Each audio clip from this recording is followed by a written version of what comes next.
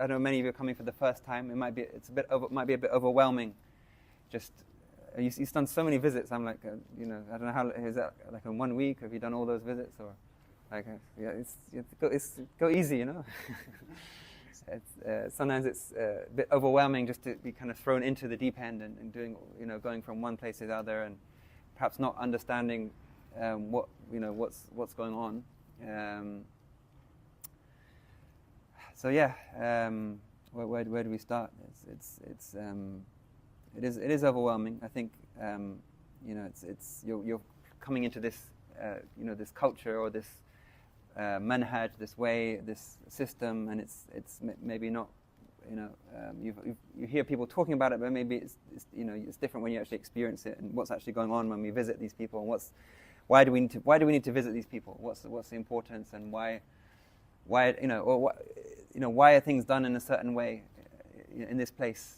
Different from somewhere else, if you travel to Syria or you travel to Egypt, there's a different way of doing things. There's a different manhaj, and that's one of the beauties of Islam. The Islam in Southeast Asia is different from Islam in India, and Tarim has its own unique, way of methodology and way of doing it, which has evolved over hundreds of years, and it's built upon.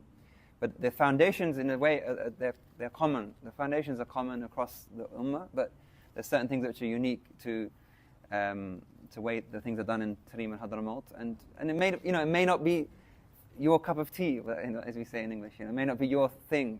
Not everyone. You don't have to, subscribe to everything. And it's Islam is beautiful and it's vast. Go to West Africa and you see a different blend of Islam and a different manhaj, and a different way. But you'll still see the same commonalities. Love of the Rasul sallallahu alaihi wasallam. Ta'zeem, veneration of Allah, veneration of the Quran, the masajid, and so on. But you might see things done differently. The dhikr or the practice is different. And Mauritania has its own dynamics, and the West has its own Islam now, which is a whole mix of different things. And but what you see in Tarim is a certain, it's very much it's very much an inherited methodology which is passed down. It's very much, about honoring the Salaf, honoring the people who have gone before, honoring that we're standing with, as you say, we're like standing on the shoulders of giants, by connecting to these great people. Us in our, in this very late time that we're in, we can somehow have something of what they had. We couldn't. It's hard to imagine what it was like in Medina at the time of the Prophet ﷺ. It's hard to imagine what it was like in Tarim in the time of Faqih Muqaddam. It's hard to imagine what it was like when Imam Muhajir came to Hadramawt. It's like such a long time ago. It's 1,000 years. Really, it's like. But what we do have is a living connection. When you see how things are done in Mustafa, you see how the Habaib, and you see, they're just passing on something that they've received. From their father, from their grandfather, great grandfather, back to the Prophet ﷺ. But in a unique, it's a specific way of doing things. It's a specific manhaj. Specifically when it comes to visiting the awliya, that's again, it's not. You don't have to. It's not fard. It's not an obligation to visit the awliya. That's not. It's much of what you see in Tarim and the Dar al-Mustafa is trying to have that level of ihsan, trying to go closer to Allah subhanahu wa ta'ala, trying to find any means of getting closer to Allah. So if you see the habaib doing something in a certain way, it's because they believe that's the best, closest way of getting to Allah subhanahu wa ta'ala. So last night we had those ihya al-layl in Dar al-Mustafa and Dar al-Zahra.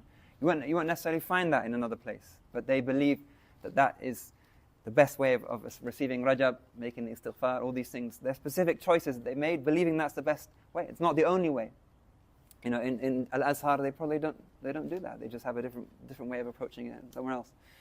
Why do they visit the awliya? Because they believe that those connections, those spiritual connections that they establish with these people, are what will be of the utmost benefit in this life and the next. But it's not in isolation. It's not like we just visit the awliya and then we're good. It's like you still have all the other things. We're still following the minhaj. We're still doing our fara'id. We're still connecting to the Quran, we're still studying the seerah, we're doing all the other things. That's just another door, like another door to getting closer to Allah. Why do they do why is the Mawlid done every Thursday night in Dar al-Mustafa, for example? It doesn't have to be like that.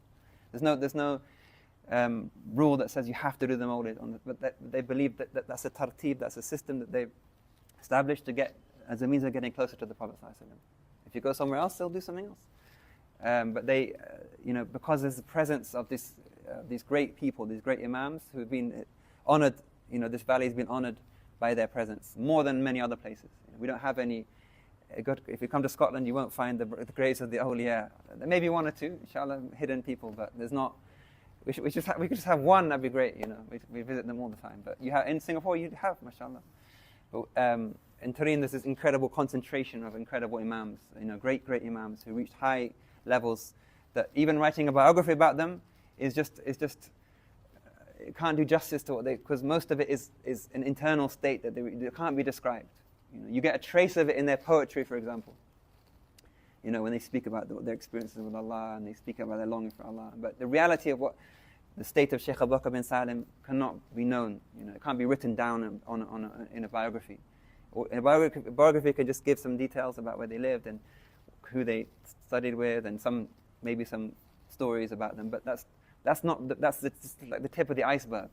What their real state with Allah is not known. But you hope by visiting them that maybe you receive something from what they've been given.